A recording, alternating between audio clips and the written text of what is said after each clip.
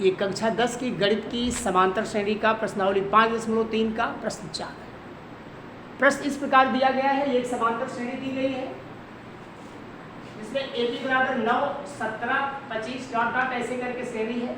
पदों का जोगफल SN 636 दे दिया गया है। आपको पदों की संख्या ज्ञात करनी है।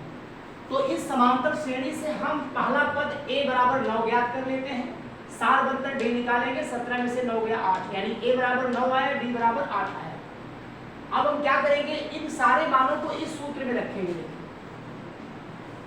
देखिए n बटा 2 गुणे a माने 9, 9 यहाँ रखे, n-1 d का मान यहाँ पे 8 रखे, बराबर 636 से दिया है। इसको हल किए, 9 बटा 2, इसमें देखिए यहाँ पर इस पद में 2 है, 8 में 2 छुपा हुआ है, यहाँ पे 2 है, 2 कॉमन ले लेंगे ताकि ये बाहर वाला 2 कट जाए। तो n बटा 2 गुणे 2, यहाँ पे बचा 9 प्लस ये 4 बचेगा, 2 चौक को 8 होगा, 4 बचेगा यहाँ, तो 2 कॉमन ले लेंगे तो 4 बचेगा यहाँ। तो 4n-1, अब ये 2 से कटा, 9 धन 4n माइनस 4 करने 4 बराबर 600, यानी n कोष्टक में ये बचा है 9 धन 4n माइनस 4 बराबर 636 से बचा है। अगले कदम में देखिए, ये 9 है, 9 में से 4 घटेगा, 5 आ जाएगा, 4n धन 5, यानी n कोष्टक में 4n धन 5 बराबर 636।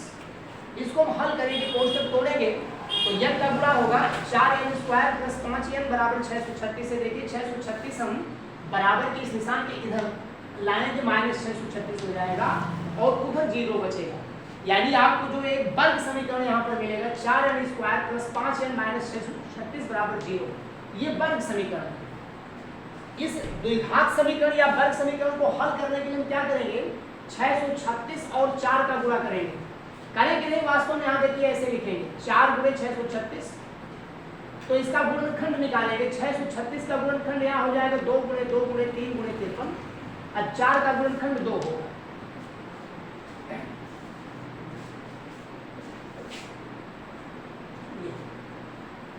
तो इन दोनों का गुणनफल करने पे जो भी संख्या आएगी उसका गुणनखंड ऐसे होगा, 2 गुणे 2 गुणे 2 गुणे 2 गुणे 3 गुणे 3, ये होगा। अब इन सारे गुणनखंडों को हमको 2 गुणनखंड में केवल करना है, 2 खंडों में करना है, जिनका जोड़ना या घटाना इस 5 के बराबर है। तो देखिए 2 दूनी 4, 4 दूनी 8, 8 दूनी 16, 16 की 48, 48 और 53 ये 2 संख्याएं होंगी। इनको करके हम ऐसे लिख सकते हैं 48 गुणे 53, और 53 में से 48 आप घटाओगे 5 आ ही जाएगा जो कि हमको चाहिए। अब देखिए यहाँ 4n स्क्वायर प्लस m, 53 ऋण 48, 53 में से 48 घटाओ प्लस 5 आ जाएगा, यहाँ पे 5 लिखा है, यानी ये जो लिखा गया 5n और ये जो लिखा गया इसमें कोई फर्क नहीं है मान में, केवल लिखने में फर्क है, माइनस 636 बराबर 0।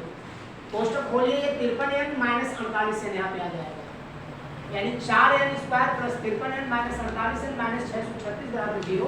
और इसमें कॉमन लेंगे, ये 4 पदों में हो गया, ये 3 पदों का वर्ग समीकरण 4 पदों में हो गया। ये देखिए इसमें और इसमें कॉमन ढूंढेंगे, यहाँ पे n कॉमन मिलेगा, तो n कॉमन लिए, बचा 4n प्लस 53, यहाँ माइनस 12 हम लेंगे। 12 ऐसी संख्या है जिससे ये 48 भी कटेगा और 636 को काटेंगे तो 53 बार दिया जाएगा। ये 53 आना जरूरी है दोनों कोष्टक में। तो देखिए 12 यहाँ कॉमन लेंगे, 12, तो 12 से इसमें भाग देंगे, 12 चौक 48, यहाँ 4n, 12 चौक 48 4 आया, और फिर 12 से इसमें भाग करेंगे 636 में तो 53 आएगा, जो कि 53 यहाँ पे। अब देखिए दोनों समीकरणों में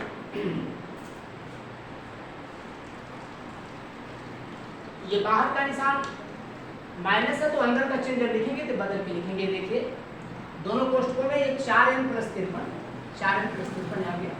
आपको जो गुणनखंड मिला 4n प्लस 53, 4n प्लस 53 मिला और n माइनस 12 मिलेगा। अब इन दोनों की तुलना हम 0 से करेंगे, 4n प्लस 53 बराबर 0, या 4n बराबर माइनस 53, या n बराबर माइनस 53 बटे 4। देखो माइनस 53 बटे 4 किसी श्रेणी का नंबर नहीं आ सकता, क्योंकि काटोगे तो दशमलव में आ जाएगा, ऋणात्मक भी तो हो सकता है लेकिन दशमलव में आएगा। और हम जब दूसरे की तुलना करते देखो n बराबर n माइनस 12 बराबर 0 या n बराबर 12, ये आपका आंसर होगा, यानी पदों की संख्या जो होगी ये हमारी ये महत्वपूर्ण प्रश्न है 4 से 6 नंबर के बोर्ड परीक्षा में।